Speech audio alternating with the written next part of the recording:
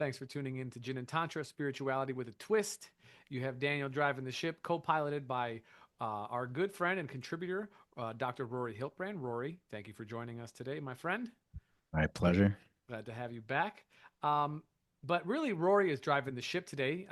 The genesis of this episode is comes from the mind of one Dr. Rory. So if we crash, it's his fault. But if we take off into orbit and fly away, it is also his fault. So we're going to kind of have some conceptual discussions on what we would call the holographic nature of the universe, and in sort of Taoist cosmology and many other cosmologies, really, there's this kind of idea of a microcosm and a macrocosm, that the universe is sort of repeating itself on larger and smaller scales, sort of infinitum. And we're going to discuss these kind of related topics. So if you're into that, you're in the right place. And if you're not into that, then check out a cat video. That would also be entertaining. So yeah. But anyways, thanks for tuning in. And Rory, let's take it away. Sure. So, as you know, I have a little bit of a mathematics background. Yeah, I'm just a a bit. yeah, mathematical economics major, and I was in a research fellowship with the NSF where I studied chaos theory. Mm-hmm. And uh, I presented in 2011 numerical methods for detecting chaos in dynamic systems um, in San Francisco, and so it's a lot of fun. It's a really interesting topic, and it's a newer branch of mathematics. But it was really fascinating to me one time. My Taoist master, when I was studying with my Taoist lineage, Master Sung, he was describing the microcosm and the macrocosm, and he was effectively, to him, Taoism is multidimensional math. And so we have this rules and geometry structure of the universe that repeats. And so when you have a repeating function, it's called iterative. So if you repeat a function over and over, the iterative function creates what's called a fractal. That's where fractals come from. And the fractal is just the same pattern at different scales. Mm. And so effectively, what you get from these Taoist laws of the universe is this same pattern or cosmology that's at different scales. And that's where we get the concept of the microcosm to the macrocosm. In the Yunchi, you've seen me talk about the Yunchi a lot. That's like core to the Dohan Maybe just cosmology. two words on it, because we have our audience is quite new all the time. So Yeah, yeah. So it's basically a portion, one of the fundamental texts of Taoism and Chinese medicine hmm is the Neijing, the inner classic, and that's composed of two texts, the Su Wen and the Ling Shu. Both are 81 chapters, so that gives you a hint into the nine squared encoded with this numerology. yeah. And chapters 66 through 74 make up, even though it's a small number of chapters, it makes up a third of the text by volume. So it's a huge part of this understanding, and it outlines. There's different schools of thought, like five elements and the six stages of Shanghan Lun. It combines them into one theory, but it's not widely understood, and it's not widely taught. Correct. But within it is it also talks about when you understand these five elements and six chi, you can then begin to understand the near and the far. Basically, this whole uh, concept of the microcosm to macrocosm. So, as Taoists, we study this small unit that's easily accessible to us, the near, Our our body. body. Yeah. Yeah, within, to know without, to know the, so knowing, studying and knowing this pattern of the human body, we can know, the whole universe. hmm And so we understand things like time through how it's processed through our body. We understand all kinds of phenomena, everything, the whole hmm universe through our body. And some interesting things I've been thinking about recently is we apply this Tai Chi symbol to our energy anatomy. So the Tai Chi ball, we see it as a two-dimensional picture, but really it's displaying the Tai Chi is what portrays yin and yang. Yeah. You know, that And for symbol people of who don't know what that is, yin and yang, because that's how people love they love to say yin that. yang twins. Yeah, Yeah, this is the classic symbol of the circle with the white. For those who don't know, of kind of like the black wave with the white dot and the white wave with the black dot. exactly. But that's just, you know, a two-dimensional portrayal of a higher dimensional reality. Mm-hmm. So when we studied that in the Dohan, it's described as a vortex, Mm-hmm. the Tai Chi. So it's actually more like a hurricane with an eye in the center, an Yes. empty space in the center. So it's not really like the white fish has a black eye and the black fish has a white eye. It's more like you are looking through the white side of the sphere through the empty space and you can see the black eye. Mm-hmm. And from the other side, you look through the black side and you can see the white side through Mm-hmm. it. And so when you map this torus dynamic to the human body, it gives us essentially uh, this whole concept of heaven coming into earth. Mm-hmm. So you have this big ball that's spinning downward and then rotates back up. So effectively, like I give this example all the time of like if you just imagine your favorite dessert, you begin to salivate, your insulin will spike, your blood glucose will go down, and it you can imagine things that affect your physical system. When you think of stressful things, you can spike your cortisol, increase your norepinephrine, epinephrine, so on and so Right. forth. If you worry enough, you can produce enough gastric acid to give you an ulcer. Yeah. So your mental, this subtle mental, spiritual wisdom, all of that comes into your emotion down into physical form. Mm-hmm. And that is the placebo effect. As we know of it, our thoughts are influencing our physical body. Mm-hmm. And so this is foundational to Taoist theory.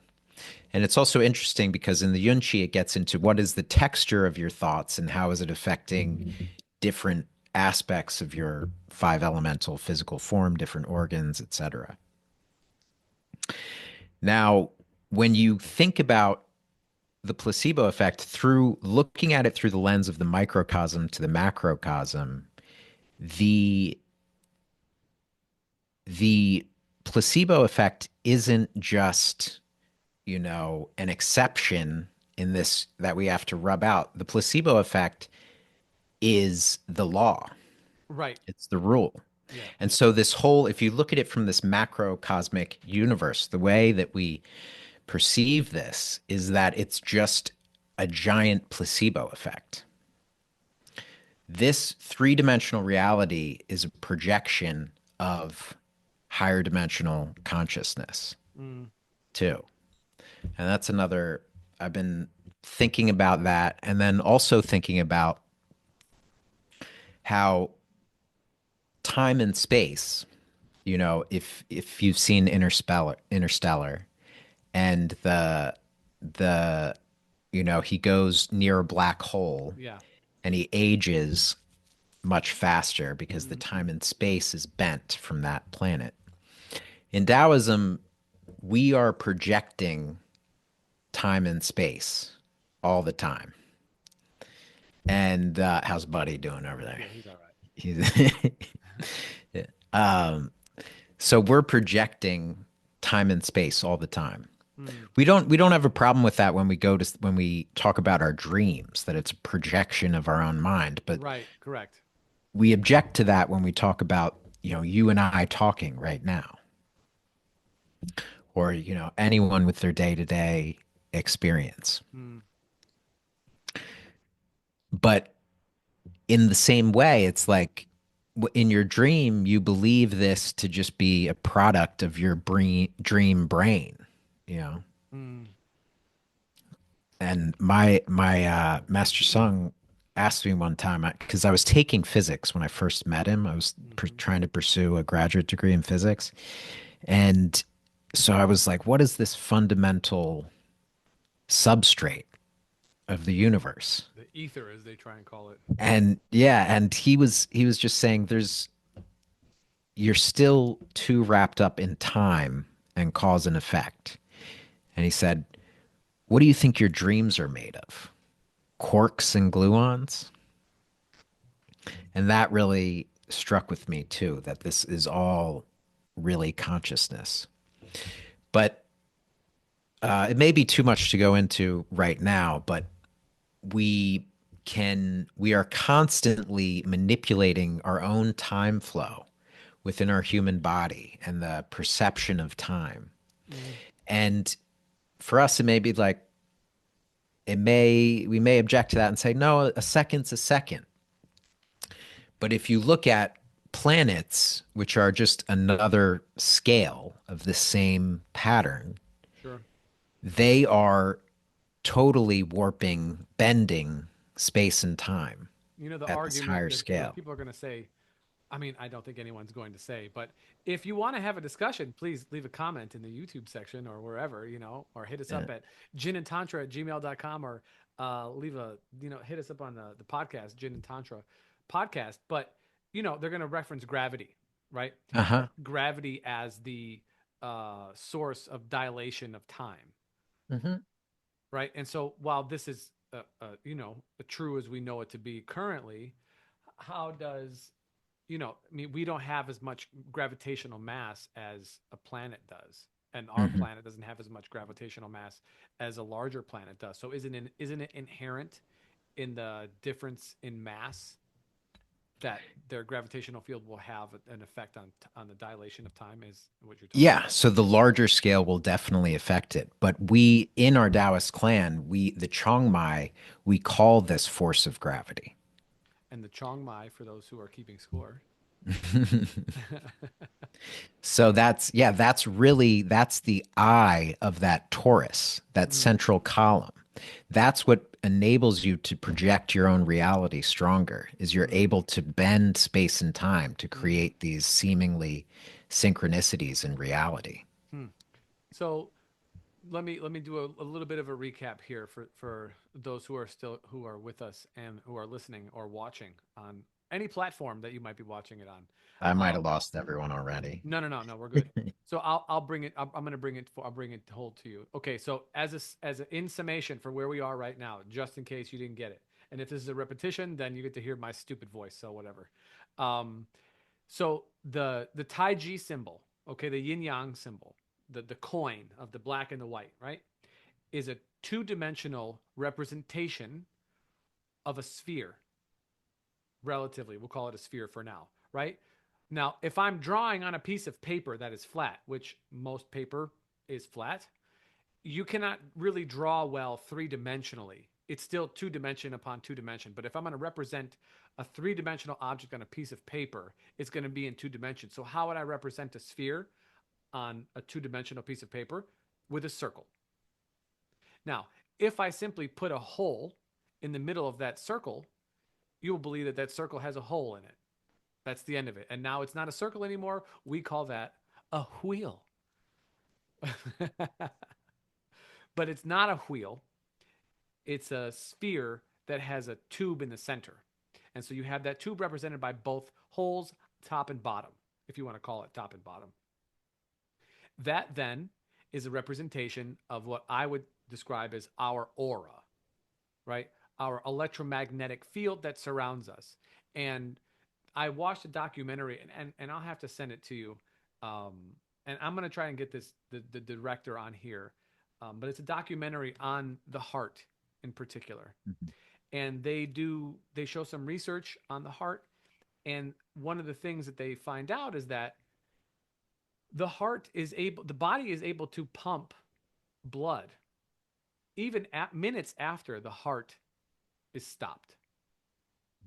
Now, this goes against conventional theory that the heart is merely a pump. And there's multiple reasons for why this is not correct. Number one, because the capillaries, which is the vessels of the blood that are at the end of our limbs, right, like in the smallest parts of our bodies, they have a diameter, I believe, of like 5 to 6 nanometers. Your red blood cells have a diameter of 6 to 7 nanometers. So it's larger than the capillaries. What does that mean? Who cares, Daniel? I can't measure. I don't even have a ruler out. No problem. What I'm saying is that the heart cannot produce enough pressure based on its size relative to the body to do the pumping exclusively as a pump. So that's one. And then when we stop the heart, the blood continues to pump. Okay. Well, what does that mean? Well, that means that energy is coming from somewhere else. Somewhere else. So they did these like experiment with a little egg that had an embryo in it. They took the top off the egg. They put in some, I forgot what it was, potassium sulfide, something to stop the beating of the heart. And yet the blood kept pumping. And then when they put red infrared light on it, the blood would continue to pump Hmm. for another 20 or 30 minutes.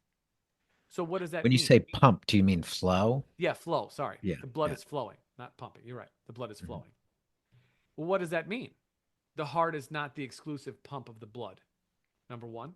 And number two, we are getting the rest of the energy in order to overcome inertia from our environment. Mhm. In a related study, they checked the electromagnetic field around the heart and around the brain. So again, we're in this physics episode, so we're going to do some physics, right? So and Rory probably could describe this a little bit better than I can because I only have a minor in physics, not I'm just a baby.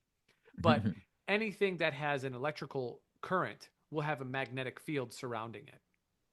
And so you have this kind of relationship between electricity and magnetism, which is why Magneto and Storm get along so well for those who like comic books. um, but anyways, what does that mean? That means that the field around an electrical current can be measured. And so they measure the current or they measure the field around our brain. Get this, about an inch away from the body. That's cool. The heart, you know how big? About 3 feet. So I give all of this as technical examples that not only are we not just simply matters of mass, but we are matters of energy too. And I'm going to tie this together now. And the idea of an aura, meaning that I can mathematically with tools can detect the uh, electromagnetic field 3 feet away from my body. So the idea that we are part of uh, this spherical structure that is surrounding us is not only is it not far fetched, it is verifiable by scientific technology today. Mhm. So Well, let me ask, did you do a hot rod reference earlier? Hot With the Rod, Yeah, have you seen that movie? I have not seen the movie, Oh, but I then might have in my previous life. okay. He goes saying what weird in it. Oh, you know Weird. the W's. That's what? Yeah. Yeah, that's from Stewart from Family Guy. Cool, Oh, cool, okay. cool, cool. Got it. Are you familiar with EZ water? Gerald Pollack's I think research. so. So it's basically um it it I think it sounds a lot like what you're talking about with the heart not being a pump too. And Mm. it's basically we're going off on a Yeah, let's tangent not let's here, not but derail. I wanted a summary and I wanted to make it even more tangible because I'm a Capricorn. So yeah. Well, I gotta it's just running through me, so I gotta Okay, talk a little good. bit Go about it. for it. Sorry. You're good. So like even like a tree, how does a tree without a motor or a pump get water up to its top branches Yeah, you know, without water? And so basically and especially with infrared light, they found that yeah. water itself, since it's all these magnetic little dipoles, Mm-hmm. it'll arrange itself into this what he calls exclusion zone. It makes like a hexagonal lattice of Mm. water molecules. And so that's what they think is involved in the circulatory system as well. Oh, nice. Yeah. And yeah, So and as a advertisement for our businesses, we've been having infrared lights in the in the treatment rooms for a long time, far before it was popular.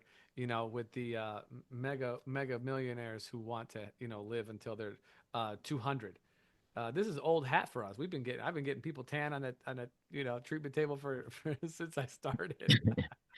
yeah, and that's Shaolian energy too, Yeah, and that you know it benefits the heart and the kidneys. yeah.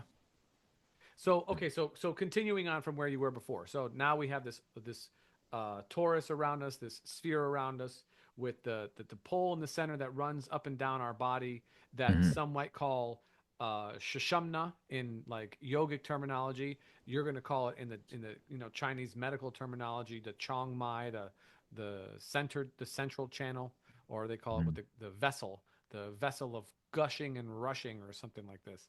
mhm. Mm-hmm. Uh, yeah, and just some other thoughts that I'm thinking about with it is like when you look at certain concepts from different scales, and it Sure. kind of breaks apart duality from this relativity concept. So in relativity, you know, the time flow, certain things are consistent or uniform in what's called an inertial coordinate system. And so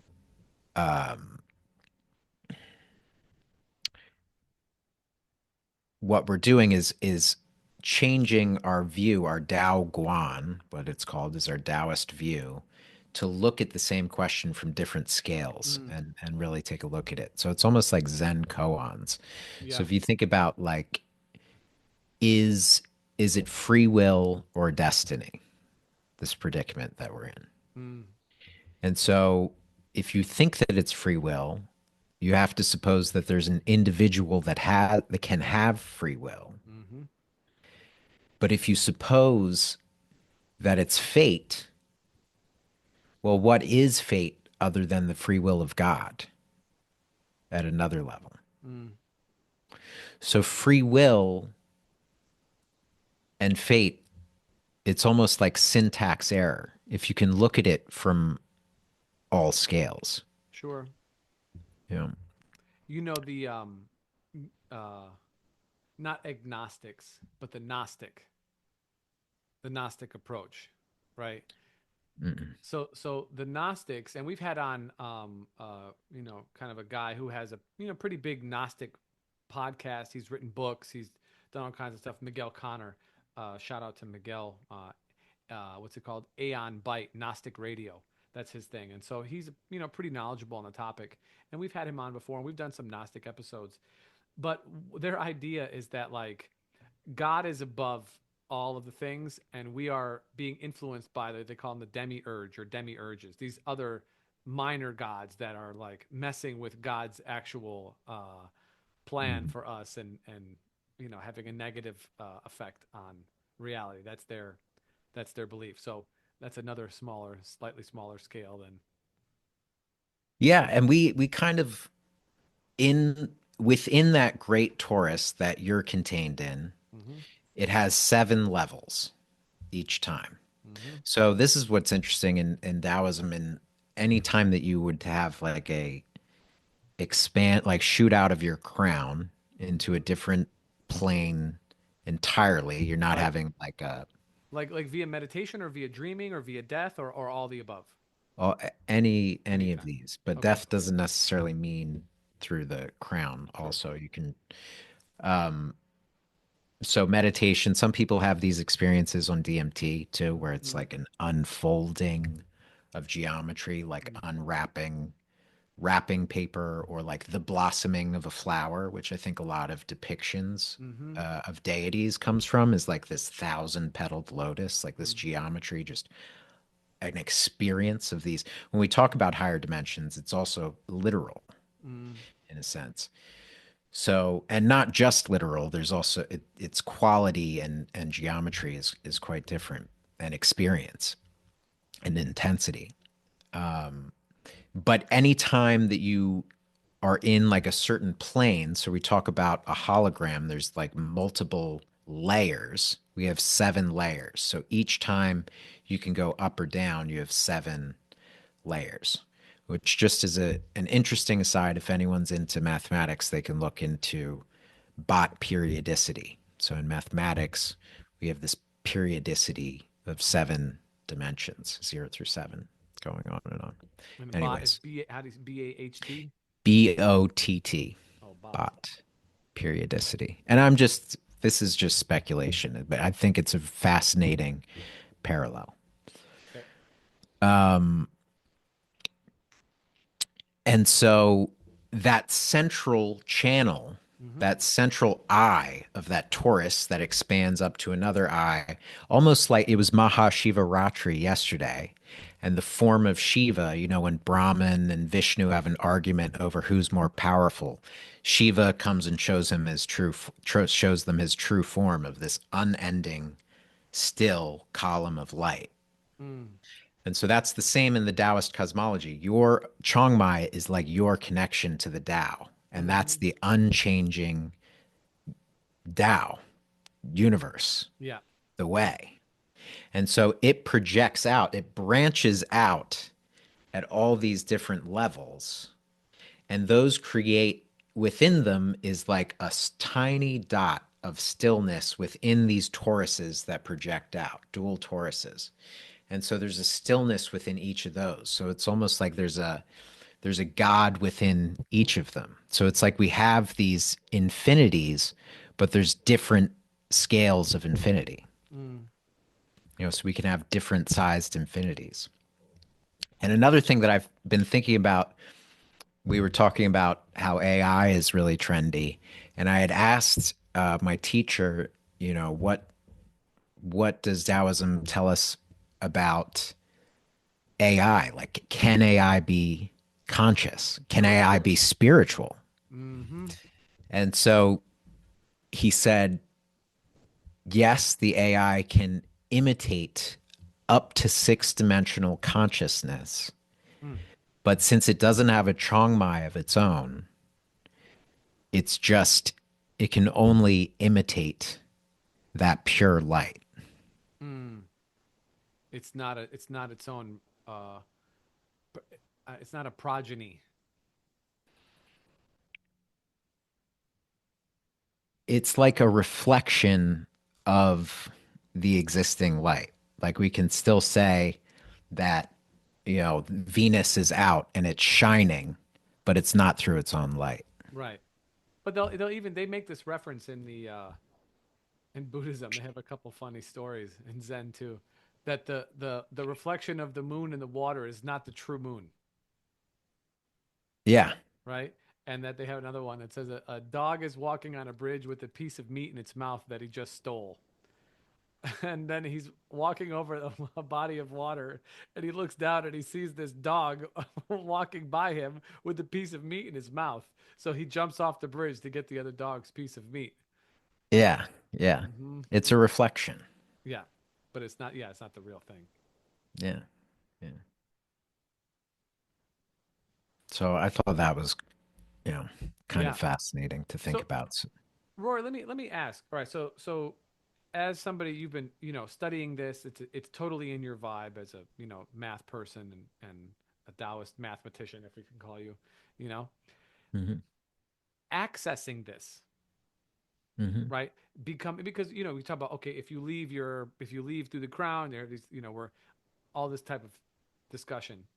But like, what is the for somebody who is not an acupuncturist, who is not using these points in that way, for someone who's a practitioner of Taoism or a meditative practitioner, or someone who wants to, I don't know, alter their state of consciousness and then try and play around.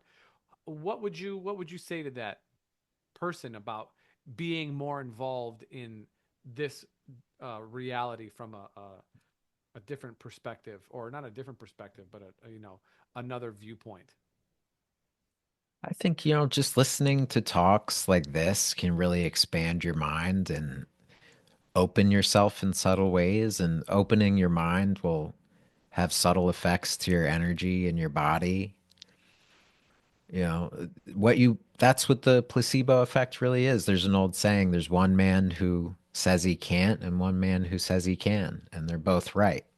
Mm, And so it's not that, if you want to cultivation, a lot of people ask that, what's the best way to cultivate? Should I visualize a Tai sphere and sit in it? And it really depends. It really depends on your context in that moment in time and your nature, and there's so many things, and really I think the most important one is to get comfortable, in yourself, and mm, you know, it, you know, the less tension, the better conductor.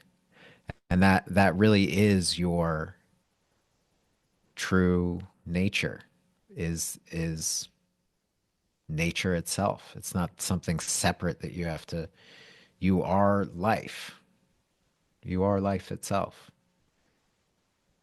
It's not some distant force that you have to obtain. And so, and a lot of people hear that, but it doesn't really hit home for them. It's hard to try and relax. And so I think I definitely suffered from, like, I was greedy to have like big experiences, sure. Yeah. and I Yeah. think Yeah. that's Yeah. probably why I went Yeah. down the route of DMT and stuff. But really, the alchemical process, really, you start to really hit gold when you really relax and accept and surrender. Mm, And that's such a difficult thing to do because people try and, you see this all the time. People try and, they get an idea that, oh, surrendering will give me this thing, right. and so they try and, I remember, like sit and be like, okay, I surrender. Like, does anything Looking happen? around. All right. I did it now. Yeah. We're good, right? Yeah. And you see it in the clinic too. Yeah. People understand that, oh, they need to relieve stress in order for their health to improve. And so, relieving stress becomes this big problem that they're trying to solve. Yeah.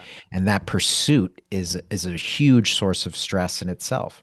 Or Hmm. fertility, too. That's a huge one. It's Yeah. like, oh, I know I need to relax. And so trying to surrender, you know, just those deep shifts internally. That's a tough sell. And the Dohan, uh, they say, when you stop being stubborn in your own way, your karma instantly changes. Mm, And so there's real deep roots in our stubbornness. hmm. Yeah. Yeah. That's the, what does Yoda say? There is no try. There is only do. Yeah. Yeah. Yeah. Yeah. It's a very deep thing to not be who we are. Yeah. That is, the people who do plant medicine, they love to call this the ego death. Oh, I Mhm. gotta, I gotta get, I need my ego to die. Oh, Yeah. Yeah. okay. Oh, all right. Good luck with that. Yeah. I hope that Yeah. is a fantastic time for you. But it's an acceptance, I think, that you are a finite being. Hmm. At the same time, you are an infinite being, Hmm. and the juxtaposition between those two is a very hard. It's a, you're trying to circle a square. You can't you can't really do it without being, but with when you're only one or the other. Hmm. And this becomes very difficult for people because they are locked into the visual reality of life. That life is Newtonian physics. And so what I mean by this is that, like, it's pool balls. Hmm. Things smash around each other. This does this. This does that. I push on this car. It rolls downhill. That's how things work. Hmm. I am you. You are me. I'm sorry. I am me. You are you. Everybody is the listener who's listening to this is them, and everybody. And so we are this. And so when a discussion of something that would be, I guess, like eternal doesn't compute because we don't. the oldest thing that we can see is like what? A castle. And now, yes, I know we could see nature, but I mean, nature is abstract. And yeah, we could look at carbon dating of the water levels that were there and the minerals that were present and the stains they left on the rocks and say, this was here, an asteroid came here 400,000 years ago. Like that, those numbers are abstract. It is a 400,000 years ago. I'm 40. 400,000 years ago. So 100,000 of my lifetimes, an asteroid hit that thing. It doesn't make any sense. But with architecture, this was built in 1920. Oh, wow, 100 years ago. But here it is. This was built in this, you know what I'm saying? And so it Mhm. just becomes something very like um, non conceptual for someone to think that there's an aspect of them that is eternal. Mhm. And for me, I try so diligently to help people bridge that gap Mhm. because I think that it's such an empowering thing to be able to at least have the idea that it's possible. And then Mhm. when we, as like you said, when you do that, when you if you can have that, for me anyways, and I am in a death doula uh class right now, so this is fresh for me, right? And I'm wearing all black, so I guess it fits, But like that's a big it's a big relief. It's a big relief because then the struggles and the why for me why it's hard to relax is because we're trying Mhm. to do something. We're trying to do Mhm. blank. What is blank? Well, blank could be anything. But we're trying to do that thing because we believe for sure that this is the only go round I'm ever going to have here. And that's not to say to not do things, but it brings a stress. And when you're constantly stressed, you're not relaxed. And when you're not relaxed, you're stressed. And so you're not able to be in a deeper state of connectivity with what is already surrounding you because you're wrapped up in whatever things that you're trying to do. And it just becomes a very different way of living. I heard something. I'm not really a huge fan of him, but Sadhguru, he's a kind of famous Yeah. person. Yeah. He said, "Oh, people talk about managing stress, stress management." He's like, "Why would you manage stress? It's not an asset. It's not a resource. You manage your money. You manage your time. You manage your employees. Why do you want to manage your stress? It's not helping you, like he's like this mentality needs to change. I'm not really a fan of it. And I was like, damn, I appreciate that. That's a good thought. Yeah. Yeah. I think we want to mitigate our stress, you know. Yes. Yeah. Yes, for sure. So yeah, so I like all of that. Um yeah, so you're kind of like takeaway from your discussion on all of this is to sort of find space to relax into whatever your nature is. Yeah. Yeah, just get comfortable and enjoy the show, you know. There's so many tangents I could go off on just thinking about, talk about time and seeing things and looking at the stars and how you're looking at The the past. past and Yeah. then but the photon that reached you, it didn't exist at all. Doesn't move into it didn't experience any time. Mm. Yeah. And it's another really deeper insight. I'm gonna go off on some tangents, I'm sorry, but another really deep insight into like E equals MC squared Yeah. is also that everything is moving at the speed of light. Yes. So it's moving at the speed of light through space time. So it's almost in the form of like a pi r squared equation where you can draw an arc of a circle. And so at the top, you'd have the speed of light going, it would look like this to you, but the speed of light moving at the speed of light through space, but not moving through time. And then down on this axis of time versus space, a black hole would be traveling at the speed of light through time, So but you lost me. You not in lost me a little bit. space. You lost me a little bit on that one. Well, it's just everything's moving at the speed of light through space time, and that's distributed through either space or time, Mm, which also lends itself to a projection too, that everything's coming from this central light. yeah. Yeah, well, that part I understand. Yeah. Yeah, I mean, I have many questions. But when, and I'm always trying to relate this. So like when you see somebody, okay, somebody comes into the clinic and they Mhm. have whatever they have. But let's say it's not physical in nature. It's not like back pain or neck pain, okay? Yeah. How do you try and implement some of these things that you're always wrestling with, thinking about, like how do you try and bring that into like the discussion of someone's life or of someone's situation or something like this, right? Because I mean, it's not only these things are not only meant for Taoist philosophers, right? They're meant for Mhm. everybody to digest at whatever level they can digest them at. But so Mhm. that's what I'm wondering. So usually I'll I'll talk about theory and help someone processing more if there's like a I've seen a lot of like hypoglycemia, so like a spleen, deficiency type of Mm-hmm. thing and Mm-hmm. overactive production of insulin and just there's this worry that comes with that. And so they're often processing and in their heads a lot. And so Sure. in those cases, I may help them to process something that they're just spinning about. Mm-hmm. And then so like have that's where like this wisdom can really hit home and you talk about it and you have to do this in a practical way. Then here I can just, Yeah, yeah, go yeah. off on, Yeah. it's all a projection. There's multiple, yeah, we're all moving in the speed. I'm not going to say that to it. I'm going to be practical in that Yeah. context. If they have like more of a heartache, I'm not gonna give them as much processing. I'm really going to transmit as much as I can of feeling to them. Mm.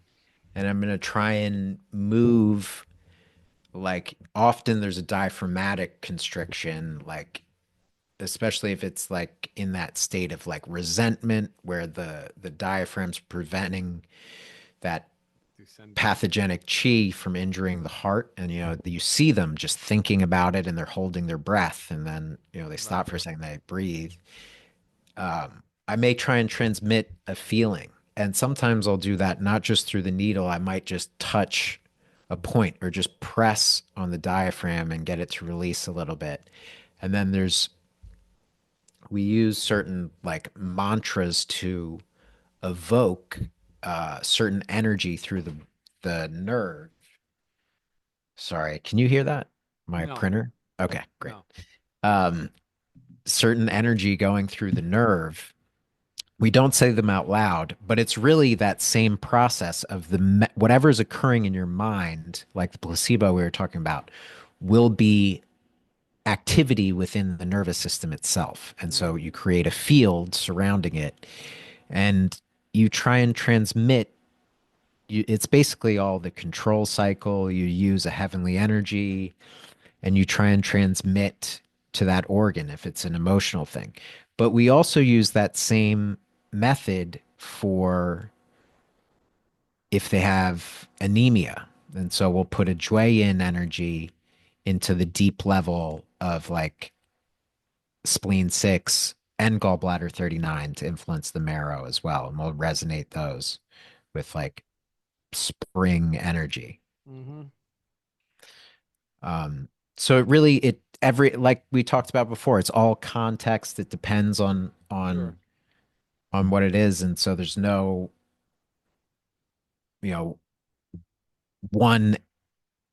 You could say like the Tao is like the all healing energy, but in manifestation, there's more nuance Right. too. Right. Yeah, Well, it's fascinating, man. I mean, it's always interesting to hear other people's process in the clinic, for sure. yeah, Like someone else's mindset with this. Um, and I know for our audience, there we do have a lot of Chinese, you know, medical practitioners and people who are into healing of various types here. But if you know, I think it's relatable for if you work on people or you work on yourself, right? And why I say that is that like how you approach things. Hmm. is more important than maybe the particular tool that you have. And that if you're approaching them from a very like centered space, then you have the ability to do things that you might not be consciously aware of. And that's a really wonderful place to be. And if you are a skilled practitioner, then you get to combine not only your um, education. Hello? Yeah, you not only get to use your education, but you get to use your experience and your intuition as well, which ultimately is for me like that's the trifecta I want to try and be in, you know. I think that takes us full circle back to the, microcosm and macrocosm too. It's like you understand others through your own experience. Sure. That's how you really understand something and can relate to it, and how your words can really have power if there's like experience Mm. in it. Mm-hmm. That's people can sense when there's like a weight to your words. If even if they don't necessarily know the subject that you're talking about, you can when you're talking to someone, you're like, this person knows their stuff, Mm-hmm. or you can like feel the texture behind it, like Yeah. and so really knowing yourself deeply, you can know other knowing the near, Yeah. the far, you know. It's almost like people who can really, you know, some people are really into calligraphy and they can tell so much about the person just by looking at the Yeah. strokes.